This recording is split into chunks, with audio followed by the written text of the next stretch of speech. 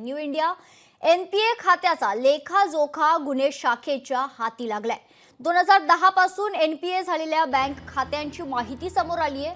2011 मध्ये अभिनेत्री प्रीती झिंटानेही कर्ज घेतलं होतं। प्रीती झिंटाला 7 जानेवारी 2011 मध्ये 18 कोटींचं कर्ज मंजूर करण्यात आलं होतं। कर्जाची परतफेड न झाल्यानं खाते खरंतर एनपीए 73 लाखांची सवलत देत कर्जाची रक्कम वसूल केल्याचं देखील समोर आलेलं आहे।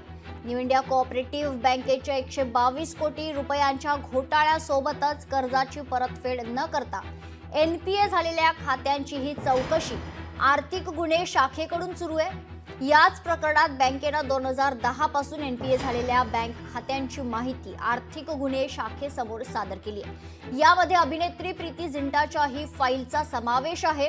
प्रीती झिंटाला 7 जानेवारी 2011 ला 18 कोटींचं कर्ज मंजूर करण्यात आलं होतं। 31 मार्च 2013 ला कर्जाची परतफेड न झाल्यानं खातं एनपीए करण्यात आलंय।